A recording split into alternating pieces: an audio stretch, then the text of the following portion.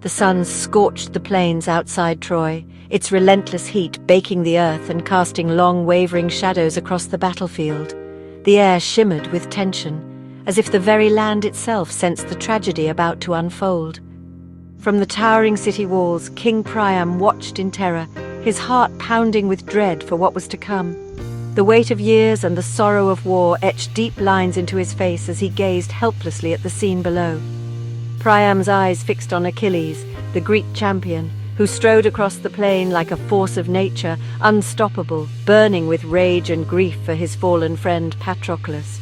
Each step Achilles took seemed to shake the earth, his armor gleaming with the promise of vengeance. Alone on the field, Hector, Priam's beloved son and Troy's greatest defender, stood waiting. He faced the coming storm with courage, knowing that his fate was sealed, yet refusing to turn away from his duty. Priam's voice broke the silence, echoing across the plain as he begged Hector to return within the safety of Troy's walls. His pleas were desperate, a father's last hope to save his son from certain death and to spare his city from ruin. He reminded Hector of his fallen brothers, the sons he had already lost to the relentless violence of war. Each name spoken was a wound reopened, a reminder of the family's suffering and the heavy toll the conflict had taken. Priam's words painted a grim picture of the doom awaiting their family and all of Troy if Hector fell. The fate of the city, the hopes of its people, and the legacy of generations rested on this single moment. Beside Priam, Queen Hecuba's cries rang out in agony. She tore at her hair and bared her breast, a mother's raw grief on full display as she begged her son to remember the life she had given him, the years of care and love that had brought him to this day. Hecuba pleaded for Hector to seek safety, to think of his family and not to face Achilles alone. Her voice trembled with fear and heartbreak, her words a desperate attempt to pull her son back from the brink. The cries of Hector's parents were desperate, raw, and filled with a love so fierce it bordered on agony. Their dread was shared by all who watched, every heart in Troy beating in anxious unison. Yet Hector stood firm, his resolve unbroken. He was torn between the love of his family and his duty as Troy's protector, the heavy burden of honor pressing down on his shoulders. He saw the pain in their eyes, felt the weight of their hopes and fears, but the call of destiny and the demands of honor held him fast. To turn away would be to abandon everything he stood for. The choice before Hector was his alone, a choice that would decide not only his own fate, but the fate of Troy itself. In that moment, he stood at the crossroads of history, his every breath heavy with consequence. The city held its breath, every soul watching as Hector prepared to meet his destiny, knowing that the outcome would echo through the ages. Hector stood, the voices of his parents fading into the distance, their pleas and fears echoing in his mind but growing quieter with every heartbeat. Alone he faced his own inner storm, a tempest of doubt, fear, and the crushing weight of expectation that pressed upon his shoulders. He imagined, for a fleeting moment, what it would be like to retreat, to turn away from the battlefield and rejoin his wife and son, to feel the warmth of their embrace and the comfort of home. Yet shame and duty overwhelmed him, making such thoughts feel like a betrayal. He could not betray the trust of Troy, nor could he abandon his post as its protector. The city's fate and the honor of his family rested on his resolve. Briefly, he considered bargaining, returning Helen, offering treasure, seeking any path that might spare his people. But deep down, he knew Achilles wanted only vengeance, not gold or peace. To approach Achilles with words of peace would mean a dishonorable death, a fate worse than defeat in battle. There was no room for mercy in the eyes of his enemy. Hector realized he could not run. Honor demanded he fight, even if the odds were hopelessly against him. To flee would be to live in disgrace, haunted by the memory of his cowardice. To die, however, would be to be remembered as a hero, his name spoken with reverence by future generations. He accepted his fate, choosing to stand for Troy, for his family, and for the legacy of his name. The city's walls seemed to watch him, silent witnesses to his decision. He gripped his spear, feeling its weight, knowing he was no longer just a man, but the shield of Troy, the last hope for his people. The decision was heavy, pressing on his soul, but it was his alone to make. In that moment, he found a quiet strength.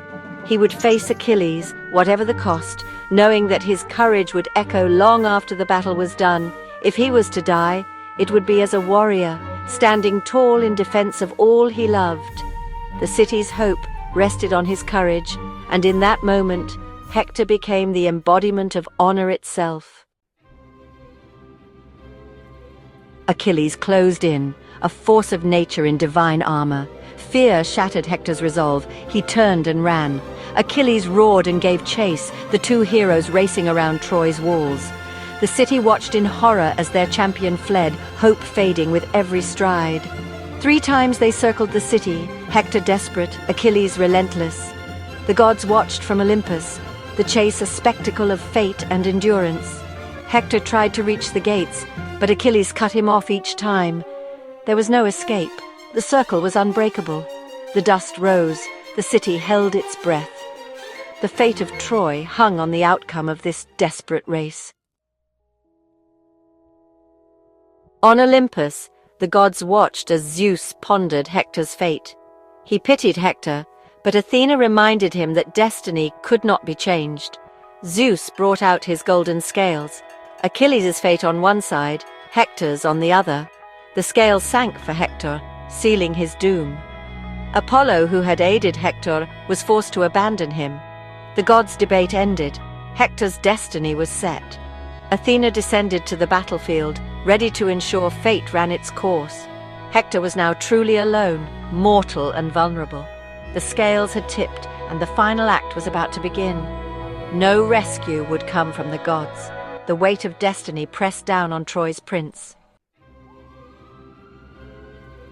As Hector faltered, Athena appeared disguised as his brother Deiphobus. She urged him to stand and fight, giving him false hope. Believing he was no longer alone, Hector's courage returned. He turned to face Achilles, grateful for his brother's support. This was Athena's cruel trick, to make Hector stop running and face his fate. Hector called out to Achilles, proposing a pact. The victor would return the loser's body for proper burial. Achilles, consumed by rage, rejected any pact or mercy. He declared there could be no agreements between them, only blood. Hector's last hope was extinguished. The stage was set for their final confrontation. The gods had ensured Hector would meet his doom. The city watched helpless as their champion prepared for the end. The moment of reckoning had come. The duel began in a haze of dust and tension. Achilles, the mightiest of the Greeks, struck first, his spear whistling through the air. But Hector, Prince of Troy, moved with the agility of a seasoned warrior, dodging the deadly thrust by a hair's breadth. The crowd of soldiers on both sides watched in breathless silence, knowing that the fate of Troy itself hung in the balance. Unseen by mortal eyes, Athena, goddess of wisdom and war, intervened. She returned Achilles' spear to his hand, her presence tilting the scales of fate against Hector. The gods, ever watchful, played their own game, shaping the destinies of men below. Hector, undaunted, hurled his own spear with all his might. The weapon flew straight and true, but it clanged harmlessly off Achilles' shield, armor forged by the gods themselves, impenetrable to mortal blows. Desperate for another chance, Hector turned to his brother Deiphobus, hoping for a second spear. But the space beside him was empty. Deiphobus was gone, vanished like a shadow in the chaos of war. In that moment, realization struck Hector. He had been deceived by the gods, abandoned in his hour of greatest need. The weight of fate pressed down upon him, yet he stood his ground. Hector understood that his end was near, yet even as doom loomed, he refused to surrender. He would not die a coward. He would face his destiny with the courage of a true hero. With trembling hands he drew his sword, summoning every last ounce of strength and resolve. The blade gleamed in the fading light, a symbol of his unbroken spirit. With a final defiant cry, Hector charged at Achilles. He ran not just for himself, but for Troy, for honor, and for the memory of all who had fallen before him. The two titans clashed in a storm of steel and fury, their struggle watched by friend and foe alike. For a moment the world seemed to hold its breath, suspended between hope and despair. Hector fought with every fiber of his being, his courage undimmed even as exhaustion set in. But fate and the will of the gods were not on his side. High above, the gods watched, their decision made. They had chosen their champion, and the outcome was sealed. Even in the shadow of defeat, Hector's courage shone brighter than ever. He stood tall, defiant, a symbol of unyielding valor. In the end, Hector would not be remembered for his fall, but for the bravery with which he faced it. His name would live on, honored by friend and foe alike. The echoes of their duel would resound through history, a timeless testament to the courage of those who stand against fate. Achilles, focused on vengeance, found a fatal gap in Hector's armor. He drove his spear into Hector's throat, ending Troy's hope. As Hector lay dying, he pleaded for his body to be returned to his family. Achilles, hardened by grief, refused all mercy. He promised only dishonor for Hector's corpse. The Greeks mocked and mutilated Hector's body, venting years of fear and hatred. Achilles' rage was unrelenting, his victory hollow. Hector's final moments were marked by dignity, even as he was denied it in death.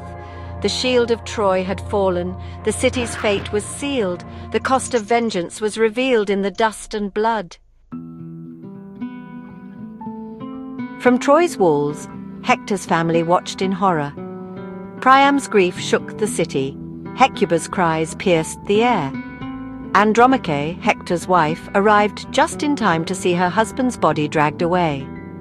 The city's mourning was overwhelming, a chorus of despair. Hector had been their protector, their hope. With him gone, Troy's doom was certain. Andromache fainted, then mourned for her son, now fatherless and doomed. The city's sorrow was complete, its heart torn out. The fall of Hector marked the beginning of the end. Troy became a city of sorrows, mourning its greatest son. Achilles, still consumed by rage, dragged Hector's body for days. The gods, offended by this cruelty, shielded Hector's corpse from decay. Achilles found no peace. Vengeance brought only emptiness. The ghost of Patroclus haunted him, demanding burial.